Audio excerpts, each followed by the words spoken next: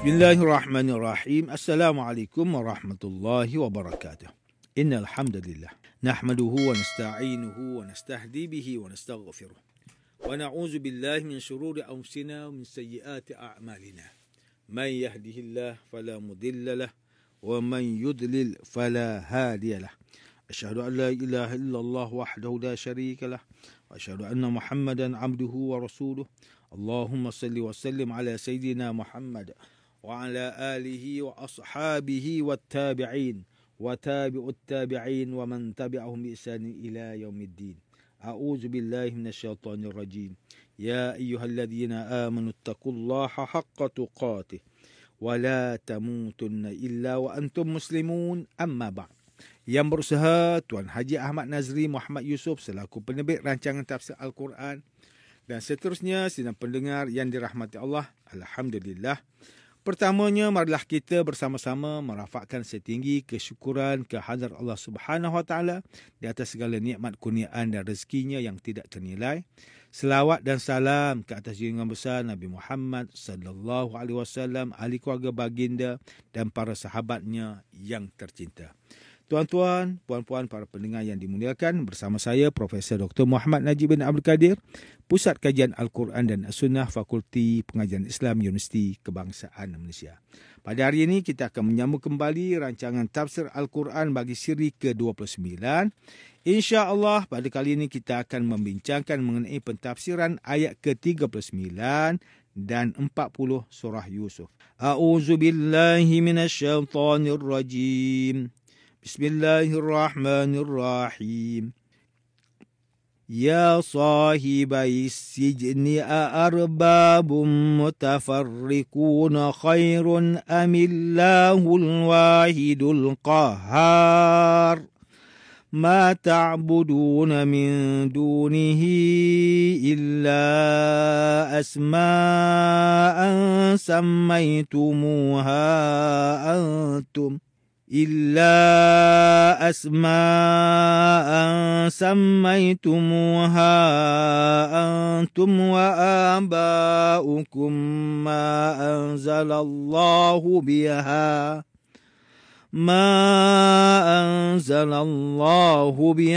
min sultan. Inil hukmu illa lillah.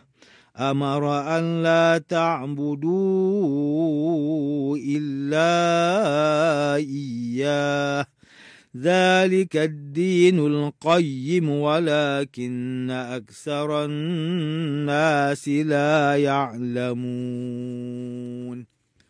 Wahai sahabatku berdua yang sepenjara, memuja dan menyembah berbilang-bilang Tuhan yang bercerai-berai, itukah yang lebih baik? Atau menyembah Allah Tuhan yang Maha Esa, lagi Maha Kuasa? Apa yang kamu sembah yang lain dari Allah hanyalah nama-nama yang kamu menamakannya. Kamu dan datuk nenek kamu, Allah tidak pernah menurunkan sebarang bukti yang membenarkannya. Sebenarnya, hukum yang menentukan amal ibadah hanyalah bagi Allah. Ia memerintahkan supaya kamu jangan menyembah malaikat dia. Yang demikian itulah agama yang betul. Tetapi kebanyakan manusia tidak mengetahui. Sidang pendengar yang dirahmati Allah, Profesor Dr. Muhammad Quraish Shihab melalui kitabnya Tafsir Al-Misbah menyatakan bahawa perkataan mutafarriqun bermaksud berbeza-beza. Ia merupakan sifat bagi Tuhan dan ia boleh bermaksud dengan 3 maksud. Pertama, berbeza pada zat, iaitu memang terdapat banyak Tuhan sekaligus. Ini mustahil kerana ia akan menyebabkan ramai ketua yang menguruskan satu benda. Ini akan membawa kepada kehancuran alam kerana semua Tuhan ada keinginan sendiri menguruskan alam ini. Kedua, ada banyak Tuhan tapi saling berganti dalam urusan menguruskan alam ini. Ini juga menunjukkan kepada kelemahan Tuhan kerana Tuhan itu mestilah berkuasa menguruskan segalanya setiap masa, bukan hanya masa tertentu sahaja. Ketiga, berbeza pada pembahagian tugas dan ini juga tidak boleh diterima akal kerana Tuhan adalah entiti yang berkuasa terhadap semua perkara. Tapi jika ada pembahagian tugas, ini bermakna tiap Tuhan itu hanya berkuasa pada bahagian yang ditugaskan kepadanya saja. Seterusnya, perkataan khair bermaksud yang lebih dapat diterima oleh akal. Maka ayat itu seakan-akan mengatakan manakah yang lebih logik pada akal, Tuhan yang Esa atau Tuhan yang pelbagai. Inilah maksudnya menurut Tahir Ibn Ashur. Profesor Dr. Muhammad Quraish Shihab berkata, perkataan Al-Wahid terdiri dari huruf waw, ha dan dal, bermaksud tunggal atau ketersendirian. Perkataan ini diulang sebanyak 30 kali dalam Al-Quran dan 23 daripadanya ditujukan kepada Allah. Imam Al-Ghazali berkata, Al-Wahid ini bermakna sesuatu yang tidak terdiri dari banyak bahagian dan tidak ada dua. Oleh kerana itu Allah sifatkan dengan Al-Wahid kerana Allah tidak terdiri dari juzuk-juzuk dan tidak ada dua. Matahari walaupun hanya ada satu tapi ia terdiri dari juzuk atau kumpulan yang pelbagai. Kemudian perkataan Al-Qahhar bermaksud menjinakkan, menundukkan untuk mencapai tujuannya atau mencegah lawan mencapai tujuannya serta merendahkannya. Allah menjinakkan mereka yang menentangnya dengan jalan memaparkan bukti-bukti keesaannya dan menundukkan para pembangkang dengan kekuasaannya serta mengalahkan makhluk seluruhnya dengan mencabut nyawanya. Sidang pendengar yang dimuliakan, Profesor Dr. Tengku Muhammad Hasbi As-Siddiqi menerusi kitabnya Tafsir An-Nur mentafsirkan ayat ke-39 dan 40 surah Yusuf bahawa Yusuf bertanya apakah Tuhan yang banyak ini, yang bercerai-berai lebih baik atau Allah yang Maha Esa, yang tunggal dan yang Maha Berkuasa dan yang lebih baik. Yakni baik untuk kamu ataupun untuk orang lain di dalam menghasilkan kemanfaatan dan menghindari kemudaratan. Apa yang kamu sembah semua itu tidak lain hanyalah nama-nama yang kamu tetapkan untuk benda-benda yang tidak mempunyai hak untuk dianggap sebagai Tuhan. Allah tidak pernah menurunkan apa-apa dalil yang menetapkan bahawa adanya Tuhan selain Allah. Hanya Allah sahaja yang boleh menetapkan hukum dan dia akan turunkan keterangan hukum itu kepada Nabi pilihannya. Inilah hukum yang telah disepakati oleh ulama. Allah telah menyuruh kita agar tunduk kepadanya dan bukan yang lain. Maka sebagai Muslim sejati, janganlah kita sekali-kali menyerahkan diri kepada selainnya. Manakala Ustaz Muhammad Said bin Umar Al-Qadhi melalui kitabnya Tafsir Nurul Ihsan mentafsirkan ayat ke-39 dan 40 surah Yusuf bahawa Yusuf berkata, wahai semua orang penjara, adakah Tuhan yang banyak berpecah-pecah dan berlainan itu baik untuk disembah atau Allah yang Maha Berkuasa? Tiadalah yang kamu sembah selain Allah itu melainkan berhala yang kamu dan bapa kamu namakan sendiri. Tiadalah Allah turunkan sebarang bukti atau dalil yang menyuruh kamu menyembah berhala itu. Dan tiadalah hukum itu melainkan milik Allah sahaja. Hanya dia berhak menentukan hukum-hukum. Dan Allah telah menyuruh kamu agar hanya menyembahnya semata-mata. Manakala Profesor Dr. Haji Abdul Malik bin Abdul Karim Amrullah atau lebih dikenali sebagai Hamka melalui kitabnya Tafsir Al-Azhar ketika mentafsirkan ayat ke-39 dan 40 surah Yusuf mengatakan bahawa Yusuf berkata, wahai kedua kawanku sepenjara. Yakni kawan senasib yang sama-sama diputuskan hubungannya dari dunia ramai. Yusuf memakai perkataan ini untuk membuat kedua teman senasib itu lebih dekat jiwanya. Ini merupakan salah satu sistem dakwah yang patut diteladani. Dia bertanya apakah Tuhan-Tuhan yang bercerai-berai yang lebih baik ataupun Allah yang Maha Esa lagi Maha Perkasa. Suasana di dalam penjara tempat yang terbatas menyebabkan fikiran dapat dihimpunkan. Di saat itulah Yusuf berupaya memberi kesedaran kepada kedua orang itu tentang bagaimana salah dan tersesat ataupun bodoh kefahaman menyembah pelbagai Tuhan itu. Kita sudah maklum bahawa banyak dewa dan Tuhan yang dipuja orang Mesir zaman purbakala. Ada Tuhan buaya di Sungai Nil, ada Tuhan rusa, Tuhan ular dan Tuhan sungai sendiri dan beratus lagi benda lain yang dijadikan tempat memuja. Nabi Yusuf memberi peringatan. Manakah yang lebih baik? Bertuhan dengan Tuhan yang banyak atau Tuhan yang esa? Padahal segala agama itu sendiri sentiasa mengakui tentang adanya Tuhan dari segala Tuhan dan dewa dari segala dewa. Yang tunggal itulah Allah yang tidak bersekutu dengan yang lain. Dialah yang Maha Esa dan dialah yang Maha Perkasa, pengatur, pentadbir seluruh yang wujud ini.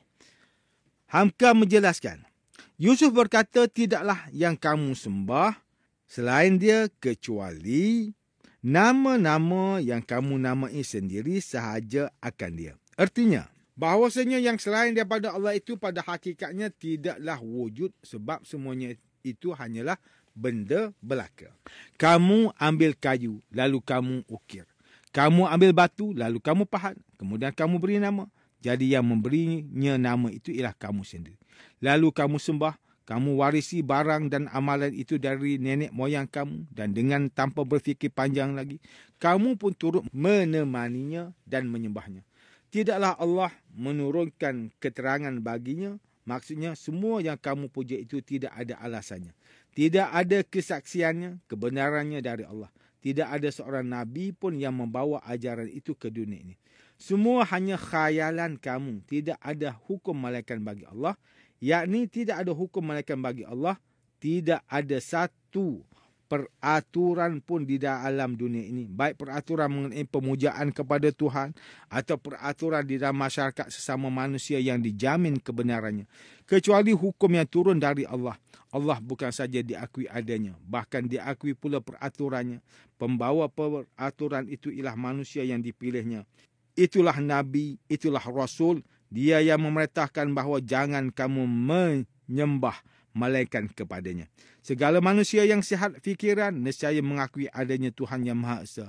Pengakuan akan adanya yang Maha Esa tidaklah cukup kalau tidak mengakui pula akan perintah dan larangannya. Yang paling penting dalam peraturannya ialah mengakui adanya Allah sebagai pencipta alam. Itulah tauhid uluhiyah. Kemudian diakui pula bahawa dia bukan semata-mata menjadikan, tetapi juga membuat peraturan. Itulah tauhid rububiyah. Segala kekuasaan dalam dunia ini, kalau tidak menjalankan peraturan yang datang dari Allah itu, tidaklah sah pengakuannya. Kerana yang begitulah agama yang lurus, kita melangkah dari detik permulaan yang satu dan menuju kepada tujuan yang satu.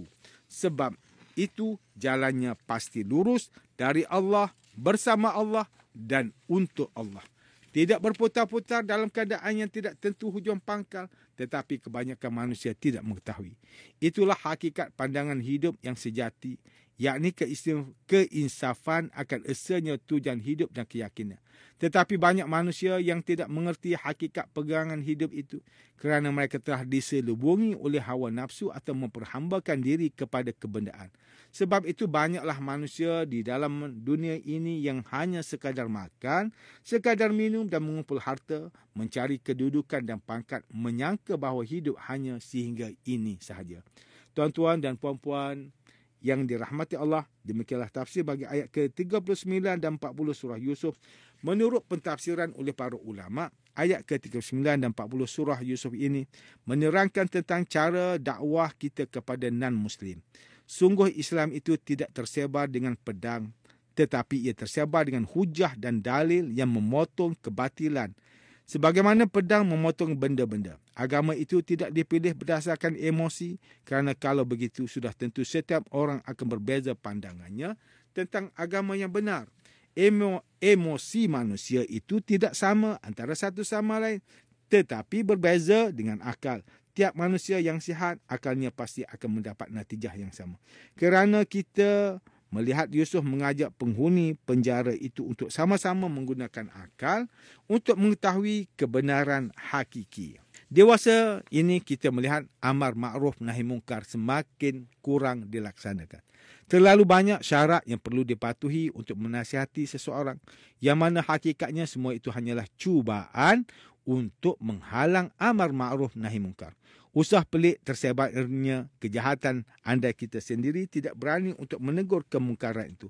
Kalau tidak mampu menegur dalam skala yang besar, cukuplah untuk mulakan dengan menegur orang yang di bawah tanggungjawab kita seperti isteri, anak-anak atau sebagainya. Bagi yang mampu untuk berhujah dengan non-Muslim menggunakan akal, maka gunakanlah ilmu yang ada untuk berdakwah kepada non-Muslim. Sesungguhnya ilmu ini akan disoal di akhirat kelak. Sidang pendengar yang dimulakan antara pengajaran yang boleh kita ambil daripada tafsir ke-39 dan 40 surah Yusuf ini ialah setiap Muslim hendaklah berusaha berdakwah kepada kawan-kawan non-Muslim tentang Islam. Terkadang mereka tidak masuk Islam bukan kerana ingkar, tetapi kerana tidak mendapat pencerahan dan penjelasan tentang Islam dengan sebenarnya. Umat Islam hendaklah bijak dalam berdakwah, belajar adab-adab berdakwah supaya dakwah yang disampaikan itu betul-betul meresap dalam diri orang yang didakwah itu. Sebagai Muslim, kuasa ilmu tauhid dengan sebenar-benarnya sehingga kita beriman dengan iman yang sempurna. Iman kita tidak akan tergugat dengan pemikiran sesat yang banyak tersebar sekarang. Sidang pendengar yang dirahmati Allah, sekian sahaja rancangan tafsir Al-Quran pada hari ini. Semoga kita semua mendapat manfaat daripada perbincangan ilmu ini. InsyaAllah mudah-mudahan kita akan bertemu lagi pada siri rancangan tafsir Al-Quran yang akan datang. Wabillahi taufiq wal hidayah. Wassalamualaikum warahmatullahi wabarakatuh.